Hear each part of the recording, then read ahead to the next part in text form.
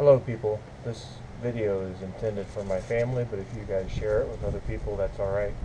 I'm going to tell you a little bit about checking the oil and what everything means, and then some tips and tricks afterwards. Most cars will have an engine oil dipstick. It's either on the driver's side or on the front of the engine, but it's always going to say oil. This LS400 has an engine oil dipstick, and then right behind it says trans fluid dipstick. So we're going to check the engine oil and not mess with the trans fluid today, but pull the dipstick out and be careful when you pull it out because it might be wet and drip some stuff. You can take a quick look at it to get a good idea, but it's good to have a rag, wipe it off, put it back in for just a second, and take it out and take a look. This one's spot on. Alicia and Grace did a great job putting oil in it last time. The hatched area, the top of the hatched area means it's full, F, right on. The bottom of the hatched area is 1 quart low. So if it's halfway in the hatched area, guess how many quarts low it is? No, it's a half a quart. So this one's right on the full. If it was down, only wet halfway up on the hatched area, that's half a quart low. Most cars will be okay until they get all the way down till it's just on the hatched area, 1 full quart low. You're not going to do any damage. But if you're checking your oil frequently, hopefully you can catch it at just a half a quart low, put a half quart in it, and fill it up.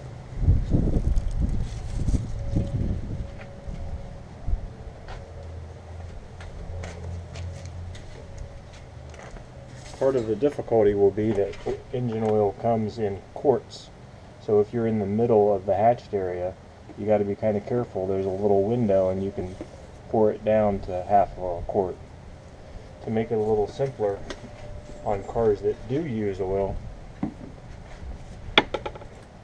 a water bottle is a half a quart. So I keep 1 or sometimes 2 water bottles full of oil, engine oil. I learned this from the Honda racing team. John Schmidt used to keep these around because frequently a race engine would be down a half a quart, and we didn't want to have to mess around with the length of time that it took to pour just exactly half a quart. We would have this half a quart ready and dump it right in. So let's put the dipstick back. It's good to keep a rag or some paper towels stuck up here. Usually I have one up around the battery, but that's how you check the engine oil. The biggest deal is that you can be somewhere in that hatched area and still need to fill it up, so the half quarts help that. Some extra information is,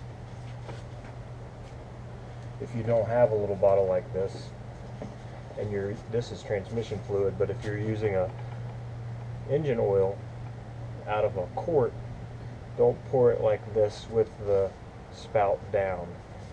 Pour it like this, and you'll be able to tip it closer to the opening before it starts coming out.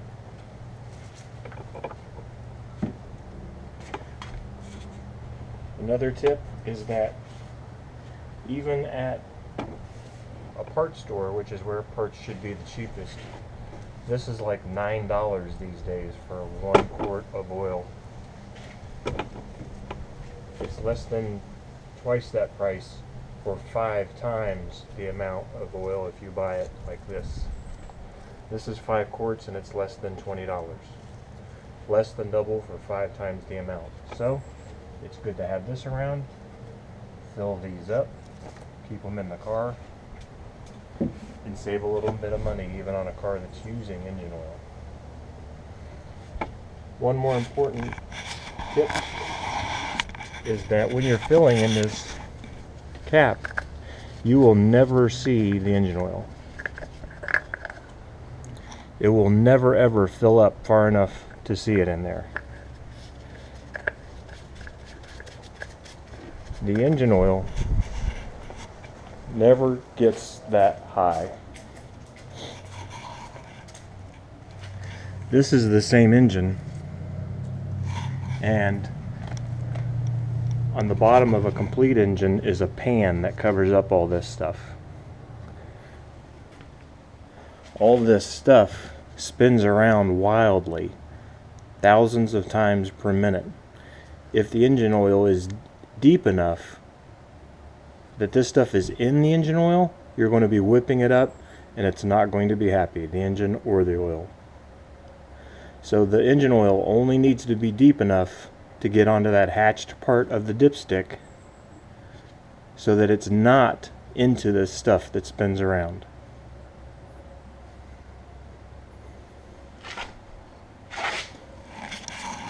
Alright, let me know if you have any questions.